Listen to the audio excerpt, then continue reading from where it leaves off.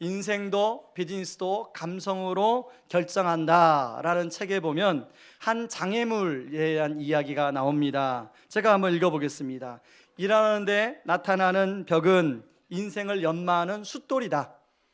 일하는데 나타나는 벽은 수련의 장이다. 일하는데 나타나는 벽을 피해서는 안 된다. 일하는데 나타나는 벽에 짓눌려서도 안 된다. 일하는데 나타나는 벽에 과감히 도전하여 뛰어넘으면서 인간은 성장한다. 그리고 기쁨을 맛보게 된다. 이 글에서 말하는 것처럼 우리가 인생을 살아가다 보면 장애물을 만나게 되는데 그 장애물을 잘 이겨내면 성장하게 되고 기쁨을 맛보게 되는 것입니다. 사실 외부적인 장애물은 애써 노력하면 극복하고 뛰어넘기도 하는데, 예를 들어서 가장 가까이 있는 사람들이 반대하고 만류할 때는 참 그것처럼 고민이 되는 일이 없습니다. 그것도 한 사람도 아니고 여러 사람이 그걸 만류를 할 때는 정말로 고민이 돼서 잠을 못 자는 경우가 태반입니다. 오늘 본문에 나오는 바울의 상황이 그런 상황입니다. 바울은 이제 복음을 전하기 위해서 밀레드에서 에베소 장로들하고 이제 헤어지고 난 후에 여러 장소를 거쳐서 두로에 도착을 하게 됩니다. 힘든 여정을 보내고 두로에 왔기 때문에 일주일 동안 두로에서 쉬면서 이제 바울과 제자들과 함께 교제를 하며 시간을 보내는데요, 그 두로의 제자들이 바울을 얼마나 아끼고 얼마나 사랑했습니까? 그런데 성령님이 두로의 제자들에게 예루살렘에 가면 바울이 큰 어려움을 겪을 것이라고 미리 알려주셨습니다. 그렇게 성령님이 알려주시니까 이 두로의 제자들이 바울을 아끼는 나머지 예루살렘에 올라가지 말라고 만류하는 내용이 오늘 본문에 나옵니다. 바울은 그걸 뿌리치고 다시금 예루살렘의 여정으로 떠나는데요, 그 다음에 도착한 곳이 가이사랴입니다. 가이사랴에는 사도행전 8장에 나오는 7 집사 중에 빌립 집사, 그 집이 있었습니다. 그래서 빌립 집사와 거기에 네 딸이, 예언하는 네 딸이 있는데, 그 네 딸이 또 바울을 예루살렘에 올라가면 큰 어려움을 겪는다고 바울을 만류하고 있습니다.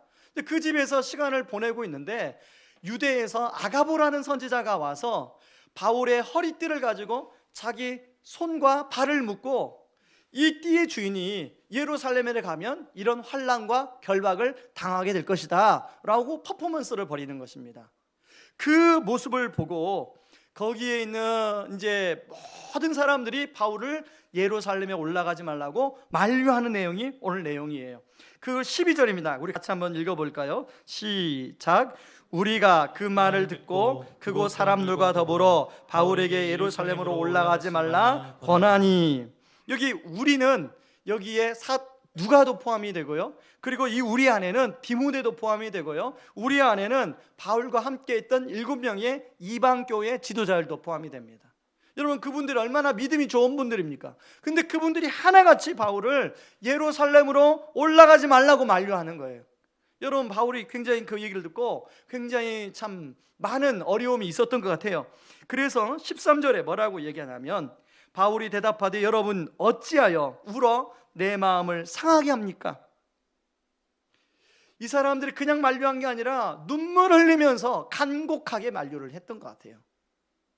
여기 내 마음을 상하게 하느냐라는 이 원어의 뜻은요, 쉼드리토라는 말인데 산산이 깨어 부수다라는 뜻을 가지고 있습니다. 다시 말해서 이 같이 바울을 아끼고 사랑하는 사람들이 바울을 만류하는 게 바울의 마음에 산산이 깨어 부서지는 아픔을 가져다 주었다는 거예요.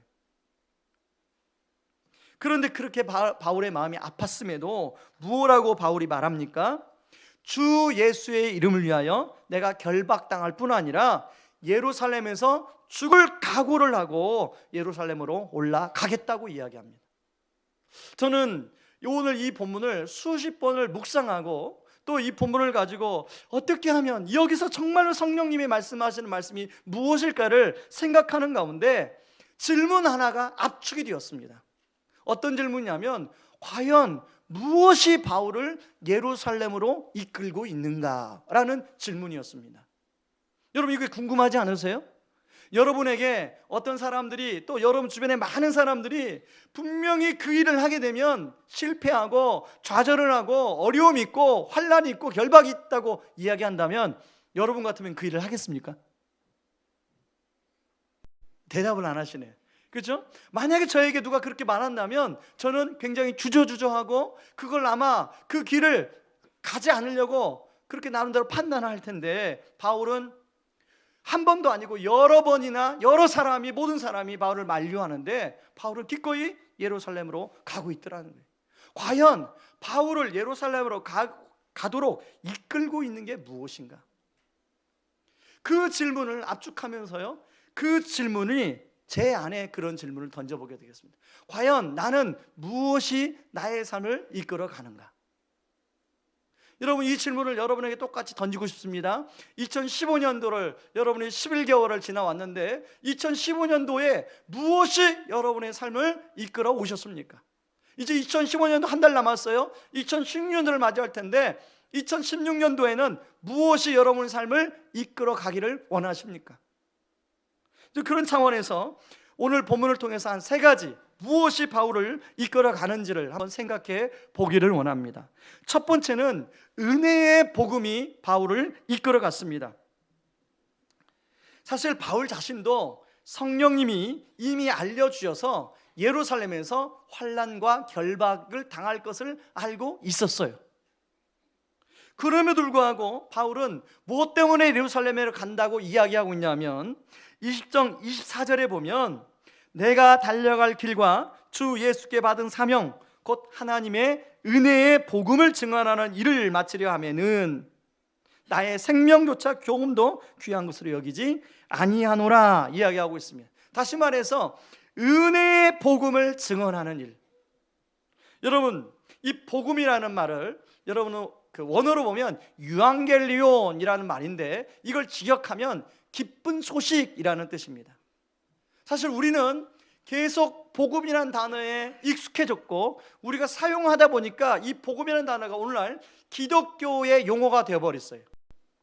그런데 원래 유앙겔리온이라는 말은 기독교 용어가 아닙니다. 이건 로마 사람들이 사용하던 그 하나의 단어예요. 언제 사용했냐면 로마가 이제 점령지를 점령하고 전쟁에서 승리를 하고 점령지를 점령하고 그 소식을 로마 사람들이 들을 때 그 소식이 로마 사람들에게 복음이었어요. 기쁜 소식이었어요. 여러분, 그게 로마 사람들한테는 기쁜 소식인데 과연 그 점령당하는 전쟁에서 패배한 사람들한테는 기쁜 소식이었을까요?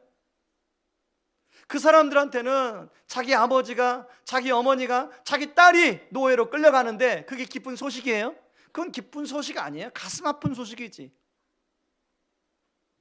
여러분, 진짜 복음은 누구에게나, 헬라인이나 유대인에게나 누구에게나, 부한 자나 가난한 자에게 기쁜 소식이 되어야 그게 진짜 기쁜 소식이고 복음입니다. 그리고 진짜 복음은 일시적인 것이 아니라 영원한 기쁜 소식이 되어야 그거야말로 그게 복음인 거예요. 그래서 이 복음이란 말이 잘못됐다, 우리가 갖다 쓰자 해서 기독교에서 그게 복음이라 됐고요. 바울이 은혜의 복음이라고 말하는 것은 지금 그걸 구분 짓는 거예요.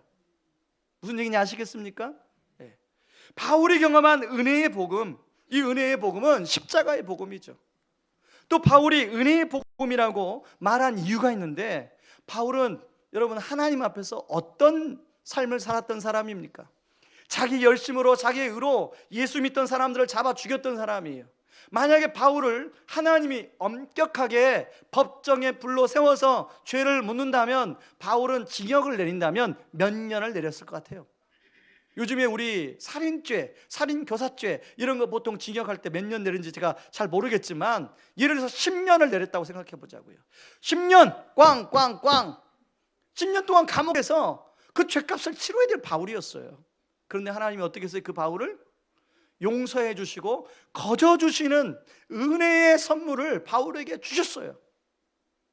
바로 그러므로 바울은 그것을 은혜의 복음이라고 이야기하고 있습니다. 여러분, 마찬가지입니다. 여러분, 우리가 지난 과거에 우리가 살아왔던 그 우리 때문에 피해를 봤던 사람들을 우리가 기억하고 그 사람들의 죄값을 하나님이 우리에게 묻는다면 여기에 저나 여러분이나 아무도 거기에 자유로운 삶이 없습니다. 아무도 없어요.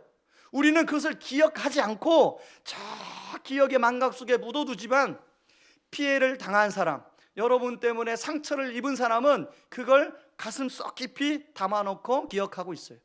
왜? 찌른 사람 모르고 당한 사람은 알거든요.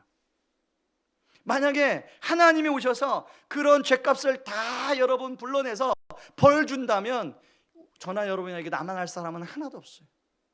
그런데요, 우리 예수님께서 그런 죄값을 다 걸머지고 대신 십자가에 매어 달리시면 다 용서해 주셨어요. 그리고 우리를 벌 주지 아니하시고 하나님의 자녀 삼아 주시고, 그리고 우리를 지금 우리에게 이렇게 찬양대로, 그리고 또 찬양팀으로 뭔가 하나님의 사역을 하는 동역자로 우리를 불러주셨잖아요. 이게 은혜의 복음 아니겠습니까? 그런데 오늘날 과연 사람들에게 이 십자가의 복음이 되고 있는가? 그럼 많은 사람들에게 우리가 믿는 이 복음을 이야기를 하게 되면요, 콧방귀도 안 껴요. 그런데 많은 사람들에게 그 복음을, 예를 들어서 돈 버는 정보, 예를 들어서 취업 정보, 좋은 일자리, 그리고 입시 정보, 그 부동산 정보, 이런 것들을 이야기하면요, 눈이 번쩍 뜨이고 귀가 번쩍 뜨여요. 복음의 자리에 그런 것들이 다 대신 차지해 버렸어요. 오늘날의 복음은요, 그런 것들이 복음이에요. 저는 왜 이런 일이 벌어질까? 그것은 그 복음이 우리 삶에 녹아지지를 않아서 그래요.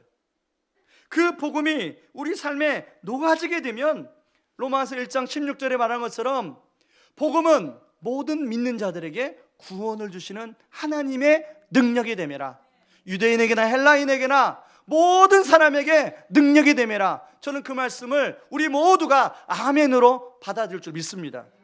예를 들면요, 여러분 1부 때 간증하신 집사님, 제가 2부 때 간증도 참 좋은데요, 1부 때 간증하신 집사님의 간증을 여러분이 못 들었으니까 한번 제가 부분만 읽어보겠습니다. 저는 불평과 외면으로 일관해온 우리 엄마, 평생 일밖에 모르고 자식 사랑은 전혀 없는 우리 엄마, 지금은 꼬부랑 할머니가 되어버린 우리 엄마, 왜 아들만 자식이고 딸은 잘해도 무관심한 우리 엄마, 그런 엄마가 나는 너무 싫어서 마음을 닫아버리고 올봄에도 큰 소리로 싸우며 엄마 때문에 라고 했습니다. 아버지의 사랑과 엄마의 사랑을 못 받고 자랐다고 생각했습니다. 그러나 전도 폭발 훈련을 통하여 하나님의 사랑이 내게 임하여 내가 바뀌고 부모의 사랑을 알게 함에 감사드리고, 며칠 전 엄마에게 사랑한다고 진심으로 전하고 감사한 마음으로 많은 눈물을 흘렸습니다. 부모님을 원망하고 미워하면서 살았던 저에게 부모님의 사랑이 제 가슴속에 확 들어왔고, 제가 이 세상에 제일 존경하고 사랑하는 부모님을 새롭게 만나게 된 것에 감사드립니다. 여러분, 이 내용이 무슨 내용입니까? 여러분, 사실 우리 부모님 때는요, 편애가 다 있었어요. 편애가. 저는 우리 셋 아이에게 이런 편애를 안 주려고 굉장히 계산하면서 애들을 대하고 있습니다. 여러분, 핫도그를 사도요, 저는 3개를 사야 돼요. 만약에 4개 사잖아요, 반드시 편애가 일어납니다. 네. 여러분, 우리 부모님 세대는요, 다 편애가 있었어요. 편애가 있었는데요, 여러분, 이 편애 때문에 제가 어려워하는 우리 성도님들 여러 분 만났어요. 그것 때문에 지금도 힘들하고 어려운 분을 만났어요. 이분도 그런 분 아닙니까? 이제 어머니가 이제 꼬부랑 할머니가 됐어요. 더 이상 어머니가 건강한 어머니가 아니에요. 그런데 어머니 집에 일봐주러 섬겨주러 갔는데 그 어머니의 모습은 그대로 나타나는 거예요. 여러분, 어르신들, 자, 편애하는 어르신들, 연세 드신다고 편애 안 합니까? 편해요. 어른이 더 연세 드실수록 편애를 더 잘해요. 다 컸어도 이렇게 명절에 모이게 되면 그 밥 숟갈에다가 좋은 반찬은요, 자기 편애하는 그 자식에게만 올려줘요. 예. 그러면 나머지 자식은 뭐예요? 마음이 아픈 거죠. 이제 결혼해가지고 다 배우자도 있는데 그 배우자가 그걸 볼 때 마음이 어떻겠어요? 이분이 그런 분이었어요. 그런데 하나님의 사랑이 이분에 임했더니, 복음이 십자가의 사랑이 되어서 입안에 임했더니 그런 어머니가 긍휼함으로 바뀌고, 그런 어머니를 용서할 수 있는 힘이 생기고, 어머니와 관계 회복을 하게 되는 복음의 능력이 나타나게 되더라는 것입니다. 복음이 우리 삶에 녹아지면 이런 능력이 나타나는 거예요. 이런 역사가 나타나는 거예요. 여러분, 2016년도는요 김난도 교수님이 아시죠? 아프니까 청춘이다, 그리고 1000번이 되어야 어른이 된다, 이런 책을 지으신 서울대 교수님인데요, 그분이 2016년도 한국 트렌드에 대해서 이제 분석을 한 책을 냈어요.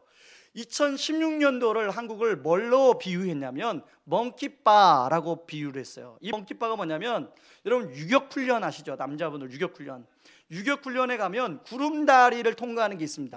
그 구름다리가 멍키바예요. 제 기억으로 제가 유격훈련 받을 때는요, 그 구름다리를 통과하기 전에 다 모여서 자크를 엽니다. 남대문을 열고 소변을 봐요. 네. 소변을 보고 이제 구름다리를 통과해야 되는데, 구름다리 통과하지 못하면 자기가 본 소변물에 빠져요. 그리고 그 물을 마셔요. 전 마셨을까요? 안 마셨을까요? 예. 남자분들은 아마 그런 경험이 다 있을 거예요. 그런데 제가 그 김난도 교수님의 그 분석을 보면서 2016년도는 그 멍기바, 구름다리를 잘 통과해야 우리나라가 2017년도를 안착할 수 있다는 거예요. 그러면 저는 목사로서 우리 성도님들이, 또 많은 사람들이 그 구름다리를 통과하면서 얼마나 많은 사람들이 거기 통과하지 못하고 빠질까? 빠지면 어떤 사람은 좌절과 절망 가운데 놓이게 되고, 또 어떤 사람은 깊은 우울 가운데 빠지게 되고. 여러분, 그래서 2016년도는요 더 복음이 필요합니다. 2016년도는 그래서 더 복음이 필요해요. 그래서 더 복음으로 우리가 무장돼야 되고, 그런 주변의 사람들, 구름다리를 건너다가 빠질 수밖에 없는, 힘이 빠질 수밖에 없는 그런 사람들에게 진정한 복음, 영원한 복음에 대해서 우리가 설명해 줄 수가 있어야 돼요. 그리고 그들의 손을 잡고 함께 구름다리는 못 건널지언정 빠져서라도 건널 수 있는 힘을 우리가 줄 수 있는 그런 역할을 감당해야 된다는 생각을 해보게 됩니다. 그래서 2016년도 여러분, 바울은 이 은혜의 복음이 바울을 바로 예루살렘으로 이끌게 했어요. 여러분, 2016년도를 맞이하는 우리 입장에서 이 은혜의 복음이 저와 여러분들을 2016년도로 이끌어가는 그런 은혜가 있기를 주님의 이름으로 축원합니다. 그런가 하면요, 무엇이 바울을 그렇게 이끌고 있습니까? 두 번째는 성령이 주시는 부담감이에요. 여러분, 20장 22절 말씀을 한번 보시기 바랍니다. 같이 한번 읽습니다. 보라, 이제 나는 성령에 매여 예루살렘으로 가는데 거기서 무슨 일을 당할는지 알지 못하노라. 여러분, 성령에 매인다는 것은 성령님이 주시는 마음의 부담감입니다. 바울은 인간적으로 예루살렘으로 가기를 원치 않았을 거예요. 그런데 성령께서 바울의 마음을 붙잡고 그런 부담감을 주시니까 어쩔 수 없이 예루살렘으로 바울이 가고 있는 거예요. 저는 이 성령님이 주시는 부담감이 뭔지 조금 아는데요, 제가 여러분들 말씀드린 대로 저는 군대를 갔다 와서부터 군선교를 하고 제 30살 때까지 제가 군선교를 하면서 제가 인생을 보냈는데요, 대학교 4학년 때, 이제 졸업반 때 진로를 놓고 고민할 때 4학년 2학기 때 저는 잠을 한숨 못 잤습니다. 왜냐하면 제 본능은 가정 형편과 제 여러 가지, 앞으로 이제 결혼도 하고 그러려면 취업을 하기를 원해요, 제 본능은. 그런데 성령이 주시는 마음의 부담감은, 야, 네가 그렇게 취업하면 이 군인들을 돕는 일을 누가 하냐, 이런 부담감이 꽉 제 마음에 사로잡았어요. 제가 4학년 1학기 때 저의 목표가 뭔지 아십니까? 제가 공부를 열심히는 못하니까 B뿔까지만 유지하자, 이게 제 목표예요. 빗불까지만 유지하자. 그 당시는 빗불만 맞으면 기업체에 이렇게 추천을 해줬습니다. 대기업에 이렇게 추천을 줘서 그러면 거의 합격하는 이제 그 취업하는 추세였어요. 빗불만 유지하자. 이게 이제 제 목표였는데 제가 빗불을 유지했을까요? 못했을까요? 은혜로 딱 빗불 은혜로 뭐 몇 점 안 차이고 진짜 빗불 유지를 했는데요. 성령이 마음에 부담감을 주시니까 제 본능은 이걸 쫓아가고 싶은데 성령이 마음에 부담감을 주시니까 결국은 풀타임 사역. 제가 이제 그 성령의 부담감을 주신 대로 이제 순종하려고 하니까요. 가족들이 얼마나 만류를 하는지요. 제가 얘기했잖아요. 저 위에 손위에 누나. 제가 가장 좋아하는 누나가 바로 위에 손위에 누나거든요. 그 손위에 누나가 손위에 누나 집에 제가 얹혀 살았는데 제가 성령의 부담감에 순종한다고 저를 쫓아냈잖아요. 집에서 쫓겨났어요. 그래서 얼마나 그 누나 집에 가서 옥상에 가서 울었는지 몰라요. 진짜 쫓겨났어요. 너는 고생을 안 해봐서 그렇다. 넌 철이 없어서 그렇다. 사실은 성령의 부담감 때문에 제가 철이 없는 게 아니라 저도 저도 본능대로 하고 싶어요. 성령의 부담감 때문에. 바울이 지금 그런 상황이에요. 여러분 성령님이 주시는 부담감이 있으면요 자연스럽게 분별력이 생겨요. 어떤 것이 성령님이 원하시는 것이고 어떤 일이 성령님이 원치 않은 일인지. 드로에서의 제자들은 성령님이 알려주신 게 뭐냐면 바울이 예루살렘에 가면 곤란을 당한다, 어려움을 당한다는 것을 알려주셨지 가는 게 뜻이다, 가지 말라는 게 뜻이다 그걸 알려준 게 아니에요. 아가보 선지자도 마찬가지예요. 성경을 잘 보세요. 어려움을 당한다라는 것을 알려준 거지 가지 말라 이게 하나님의 뜻이다 이걸 알려준 게 아니에요. 그런데 바울을 아낀 나머지, 바울을 사랑하는 나머지 만류하고 있는 거예요. 무슨 얘기 아시죠?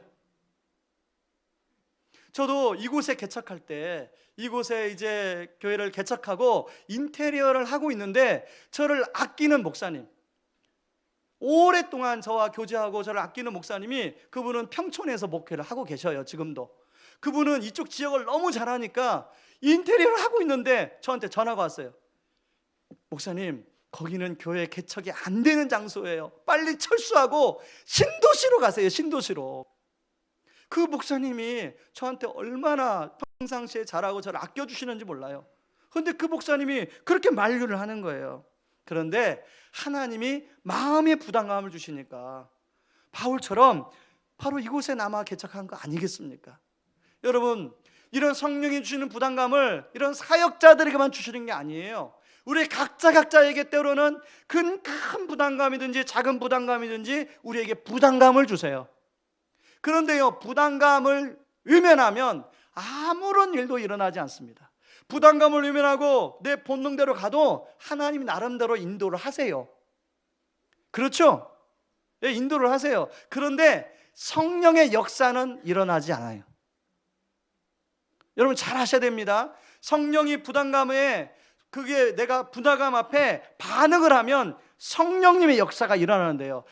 그 부담감에 반응하지 않으면 아무런 일도 일어나지가 않아요. 여러분 크고 작은 부담감에 이끌려 살아가는 여러분들이 되길 바랍니다. 성령님이 주시는 부담감, 나의 본능과 나의 필요가 아니라 성령님이 주시는 부담감에 이끌려 살아가는 2016년도가 되길 바랍니다. 그런 의미에서요. 여러분 지난주에 우리 교역자들한테 주일학교 교사들 봉사 지금 교사가 있느냐 물어보니까 2016년도에 지금 있는 어른 교사들도 다 빠져나간다는 거예요. 왜 빠져나갈까요? 교사가 쉽지 않기 때문에. 여러분 교사로 섬기는 거, 저희는 저희 집에 3명 애들도 방학에 하루만 같이 있어도 저는 질려요 걔들한테. 그런데 수십 명의 애들 데리고 하는 게 쉽겠어요? 쉽지 않아요. 그러나 이 가운데 성령님께서 부담감을 주시는 분들 교사로 자원하는 은혜가 있기를 바랍니다. 예, 아멘을 한 분만 안 하십니다. 다시 한번 그런 은혜가 있기를 바랍니다. 예, 세 번째는요. 무엇이 바울의 삶을 이끌어 가십니까? 열매에 대한 소망이 이끌어 가요. 바울은요 에베소서에서 3년 동안 사역하면서 사는 사람들이 변화되는 것을 목격했어요. 그리고 그 사람들 통해서 일어나는 하나님의 나라가 어떤 것인가를 하나하나 경험했어요. 여러분, 바울이 지금 예루살렘으로 가기를 원하는데요, 바울은 원래 이방인의 사도로 부름을 받았습니까? 아니면 유대인의 사도로 부름을 받았습니까? 이방인의 사도로 부름을 받았어요. 그게 몇 절에 나오냐면 갈라디아서 2장 8절에 나와요. 한번 보세요. 자, 스크린에 비춰주시고요. 갈라디아서 2장 8절. 베드로에게 역사하사 그를 할례자의 사도로 삼으신 이가 또한 내게 역사하사 나를 이방인의 사도로 삼으셨느니라. 자, 그러면 예루살렘에 갈 필요가 있어요, 없어요? 자, 갈 필요가 있어요, 없어요? 없어요. 그건 누구한테 맡기면 돼요? 베드로에게 맡기면 돼요. 그러나 바울이 그럼에도 불구하고 예루살렘으로 가는 이유가 있습니다. 여러분, 바울은 어떤 사람 출신입니까? 바울은 이방인이 아니라 유대 사람 출신이에요. 바울이 예루살렘에 가기를 가서 그 예루살렘에 있는 자신의 골육과 친척과 형제들에게 복음 전하기를 원한다는 거예요. 그 말씀이 로마서 9장 1절 3절에 잘 나옵니다. 같이 한번 합심해서 읽어보겠습니다. 시작. 내가 그리스도 안에서 참말을 하고 거짓말을 아니하노라. 나에게 큰 근심이 있는 것과 마음에 그치지 않은 고통이 있는 것을 내 양심이 성령 안에서 나와 더불어 증언하노니 나의 형제 곧 고륙의 친척을 위하여 내 자신이 저주를 받아 그리스도에게서 끊어질지라도 원하는 바로라. 자, 바울이 뭐라고 얘기하고 있습니까? 자기가 저주를 받아 그리스도에게 끊어질지라도 자기 골육 친척 형제들이 복음을 듣고 하나님 나라를 경험하기를 원한다고 이야기하고 있죠. 바로 바울은 그것 때문에 예루살렘을 향하여 걸어가고 있는 거예요. 여러분, 바울이 로마로 가기를 원하는 목적도 마찬가지예요. 로마서 1장 13절에 보면 이렇게 나와요. 형제들아, 내가 여러 번 너희에게 가고자 한 것을 너희가 모르기를 원하지 아니하노니 이는 너희 중에서도 다른 이방인 중에서와 같이 열매를 맺게 하려 함이로되 지금까지 길이 막혔도다.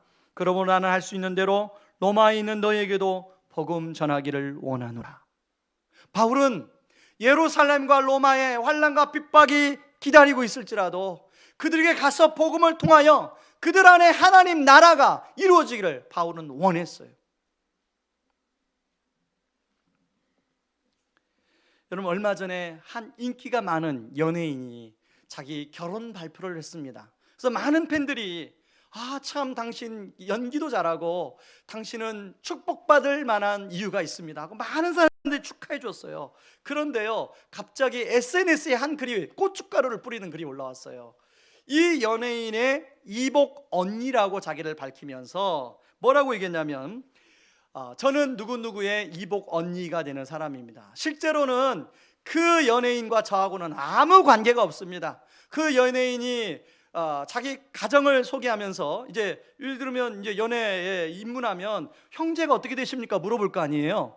형제가 어떻게 되십니까? 이게 물어보니까 이제 나는 뭐 언니도 있고 나는 동생도 있고, 이복 언니, 이복 형제, 동생 뭐 오빠잖아요. 동생은 없어요. 이복 언니도 있고 이복 오빠도 있고, 이복이라고 안 하고 언니도 있고 오빠도 있고. 그러니까 많은 사람이 생각할 때 이 연예인은 참 풍요한 집안에서 자란 엄친딸이다, 이렇게 이미지가 구축이 되어 있었던 거예요.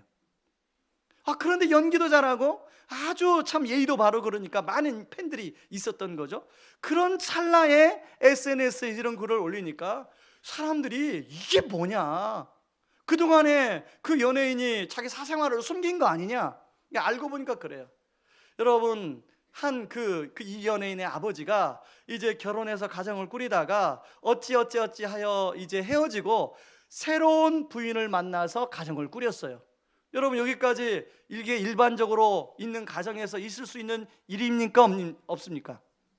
요즘에는 그런 가정이 많이 있잖아요. 그렇죠? 얼마든지 일반적으로 있을 수 있는 일이에요. 자, 그런데 그래서 그 태어난 게 이 연예인이에요. 근데 그런 과정 속에서 이제 이쪽 가족, 이쪽 자녀들하고 이 연예인하고 어떤 교류가 있었고 어떤 오해가 있었는지 잘 모르겠지만 이 이복 언니가 나는 그 사람하고 이 여인하고 아무 관계 없습니다. 여러분, 결혼하는데 꼭 그 사실을 이야기해야만 됐을까 생각할 수 있잖아요. 그런데요, 저는 100% 공감. 무슨 말인지 아십니까? 저는 100% 공감이. 왜? 제가 당사자 입장이 아니까. 제가 어렸을 때 이렇게 자랄 때 꼭 어른들이 오면, 학교에 가고 선생님들이 물어보면 너희 형제가 도무지 어떻게 되니? 이렇게 물어봐요. 저는요, 그 질문을 가장 싫어했어요. 왜냐하면 제 동생을 제 동생이라고 인정하고 싶지 않은데 어떻게 대답해야 할지 모르겠는 거예요. 삼남 이녀로 대답을 해야 될지, 사남 이녀로 대답을 해야 될지, 그냥 대답을 안 할지.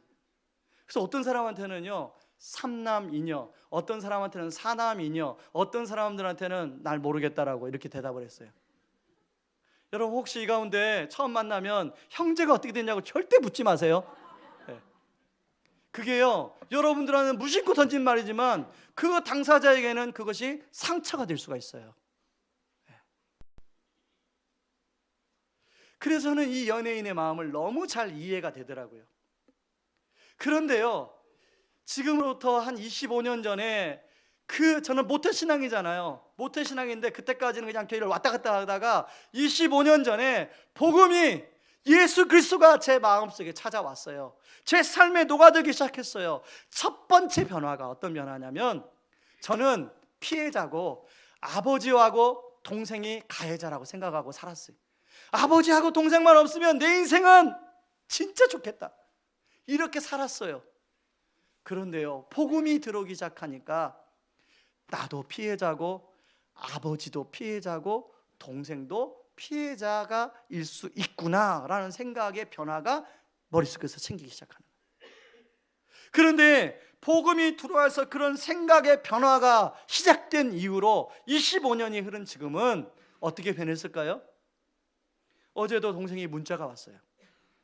지금 저희 형이 이제 허리에 암 때문에, 암이 다 치료되고 난 후에도 흔적이 남아가지고 허리에 굉장한 많은 고통 때문에 지금 한 달간 이제 삼성의료원에 입원 중에 있습니다. 그러다 보니까 이제 어머니가 전주에서 홀로, 그 노모가 이제 밥을 해먹고 집안을 치우고 이렇게 되는데, 이제 다리도 불편하고 허리도 불편하니까 집안 살림을 깨끗하게 못해요. 그런데 동생이 문자가 왔어요. 형, 내가 이번 주 금토요일 날 어머니한테 가서 집안 청소 좀 해주려고 가려고 해. 여러분, 만약에 저희 집에 예수 그리스도가, 복음이 들어오지 않았다면 저희 어머니와 제 동생 관계는 어떤 관계일까요? 평생 안 보고 살아가는 관계, 기억하기도 싫은 관계로 남았을 거예요. 그러면서 청소 다 끝나고 어젯밤에 저희 어머니 집은 전주고 저희 동생은 경상남도 양산에 살아요. 그런데 그 동생이 4시간 반 정도 거리를 운전해 와서, 그리고 다시 4시간 반 정도 이제 돌아가서 오늘 새벽부터 주차 봉사를 하게 됩니다. 그런데 어제 저녁에 밤 9시가 넘어서 집에 도착했다고 문자가 왔더라고요. 형, 어머니가 너무 좋아하셨어. 그래서 제가 뭐라고 답을 보냈냐면, 너는 나의 감사 기도 제목이다. 여러분, 동생과 저는 기도의 동역자가 되어 있어요. 만약에 예수 그리스도의 복음이 저에게 찾아오지 않고 저희 동생에게 찾아오지 않냐고 저희 어머니에게 찾아오지 않았다면, 그 복음은, 저의 가정은 지금도 영원한 남남으로 상처만 안고 살아가는 그런 가정으로 살아갔을 거예요. 여러분, 이게 바로 하나님의 나라예요. 바울이 그렇게 복음의 열매에 대한 소망을 가졌던 이 소망이 바로 이런 모습이에요. 여러분의 가정에도 복음이 여러분의 삶에 녹아짐으로 말미암아 여러분의 가정 안에 있는 여러 가지 아픔과 상처들이 있는데, 죄의 결과물들이 있는데, 그것들이 다 씻어지는 그런 은혜가 임하기를 원합니다. 그리고 누군가에게, 지금도 꼭꼭 마음속으로 가둬두고 살아가는 누군가에게 그 상처를 씻어주는 통로가 우리가 되기를, 그래서 그 누군가가 우리의 예루살렘이고 그 누군가가 우리의 로마가 되어지는 그런 은혜가 있기를 주님의 이름으로 축원합니다. 여러분, 죄는요 자꾸 관계를 깨뜨려요. 죄는요 관계를 깨뜨려요. 처음 죄가 임함으로 말미암아 하나님과 아담과의 관계가 깨트려지고요, 하와와 아담과의 관계가 깨트려졌어요. 그런데 복음은요 관계를 회복시키십니다. 아까 일부 때 간증하신 그 집사님, 어머니와의 관계가 회복이 되었어요. 여러분, 복음이 들어왔더니 저와 동생과의 관계가 회복이 되었어요. 복음이 들어왔더니 어머니와 우리 동생과의 관계가 회복이 되었어요. 여러분, 복음은 원수를 회복시키는 능력이 있는 줄 믿습니다. 그 복음의 열매가 저와 여러분을 통하여 나타나기를 바랍니다. 우리 이 시간에 같이 찬양하고 나아가기를 원하는데요, 다시 복음 앞에라는 찬양입니다. 여러분, 이 가사 앞에 보면요 너무나 우리의 실체의 모습을 잘 보여주고 있어요. 말로만 가려는 우리의 모습, 내게 생명 주었던 그 길이지만 점점 이용만 하려고 하는 우리의 모습 있지 않습니까? 이 시간에 이런 걸 고백하며 우리가 다시 복음 앞에 서게 되는 그런 은혜의 시간이 되기를 바랍니다. 같이 찬양하며 나아갑니다. 많은 이들 바라고 많은 이들 노래는 하지만 정작 가지 않는 길, 두려운 생각보다 많이 힘들고 험한 길보다 그저 말로만 가려기에 점점 멀어져만 가네. 내게 생명 주었던 그 길 점점 이용하려 하네.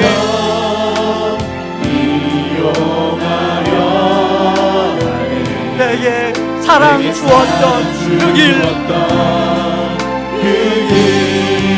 다시 복음 앞에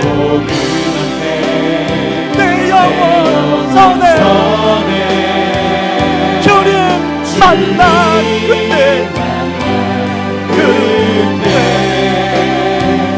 나 다시 돌아가 주님께 예배 드리며 다시 십자가에 한 번 더 많은 이들 말하고 많은 이들 노래는 하지만 정작 가지 않는 두려운 생각보다 많이 힘들고 험한 길보단 그저 말로만 가려기에 점점 멀어져만 하네. 내게 생명 주었던 그 길 점점 이용하려 하네.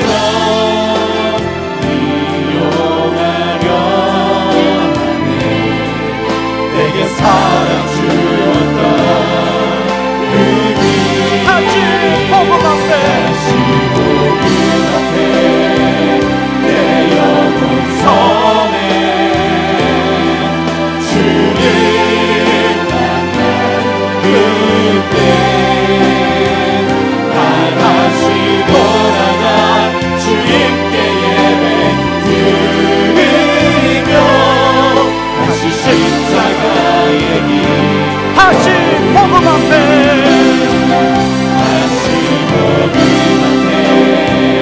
내 영혼 선에 주님 만난 그때 나 다시 돌아가 주님께 예배 드리며 다시 십자가의 길 걸으리. 우리 시간에 같이 기도할 때 여러분, 2015년도 무엇이 여러분의 삶을 이끌어 오셨습니까? 여러분, 2016년도 무엇이 이끌어가기를 원하십니까? 은혜의 복음, 하나님 우리가 경험하고 그 복음이 이끌어가는 삶을 살게 하여 주시옵소서. 나의 본능과 욕심이 아닌 성령님이 주시는 부담이 이끌어가는 삶을 살게 하여 주시옵소서. 열매에 대한 소망이 나를 이끌어가는 삶을 살게 하여 주시옵소서. 우리 같이 기도하며 나아가길 원합니다. 기도하겠습니다. 고마우신 하나님 아버지, 고맙고 감사합니다. 하나님 아버지,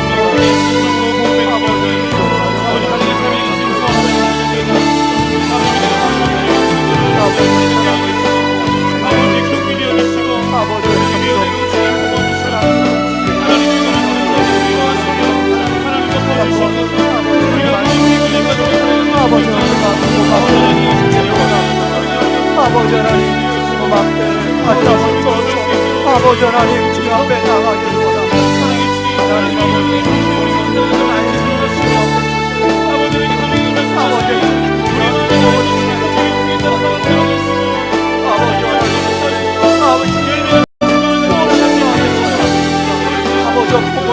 아버지 10년도를 이끌어갈 수 있도록 하나님 아버지 도와주시옵소서. 아버지 하나님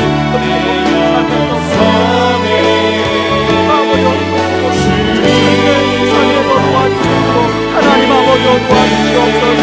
아버지 나를 이끌어가게 도와주시옵소서. 아버지 나의 본능과 성령의 불안함이 이끌어갈 삶을 살게 하여 주시옵소서. 아버지 하나님 은혜에 대한 소망 나의 삶을 이끌어갈 삶을 살게 하여 주시옵소서. 아버지 하나님 나를 구하여 아버지 하나님 영혼의 영혼 아버지 복음이 불안해 아버지 하나님 나를 구하여 아버지 하나님 하나님께서 복음으로 구하게 하여 주시옵소서. 아버지 하나님 도와주시옵소서. 하나님 나라를 위하여 주시옵소서. 다시 복음 앞에 내 영혼 성에 주님 만날 그때 나 다시 돌아가 주님께 예배 드리며 다시 승산하의 길 걸으리. 하나님 아버지, 2015년도 무엇이 우리를 이끌어 왔습니까? 하나님 2016년도 무엇이 이끌어가기를 원합니까? 하나님 오늘 말씀처럼 은혜의 복음이 더 우리 삶에 녹아지게 도와주시고 그 복음의 능력이 무엇인지를 경험하게 도와주시고 그 복음이 이끌어가는 2016년이 되게 하여 주시옵소서. 나의 본능과 욕심이 아닌 성령이 주시는 영적 부담감이 나의 삶을 이끌어가는 2016년 되게 하여 주시고 열매에 대한 소망, 그로 인한 하나님 나라가 나의 삶을 이끌어가게 하여 주시옵소서. 지금은 우리를 죄에서 구원하시기 위해 자신을 친히 십자가에 내어주신 그 크신 우리 주 그리스도의 은혜와 아들을 내어주면서까지 우리를 사랑하신 하나님의 다음없는 사랑하심과 지금도 우리를 여친히 기도해 주시고 동행하여 주시는 성령님의 은혜가 바울처럼 어려움이 있다 할지라도 은혜의 복음과 성령님이 주시는 부담감 그리고 열매에 대한 소망으로 이끌려 살아가기를 원하는 모든 성도님들의 삶 위에 이제로부터 영원토록 함께 하시기를 주의 이름으로 축원하옵나이다. 아멘.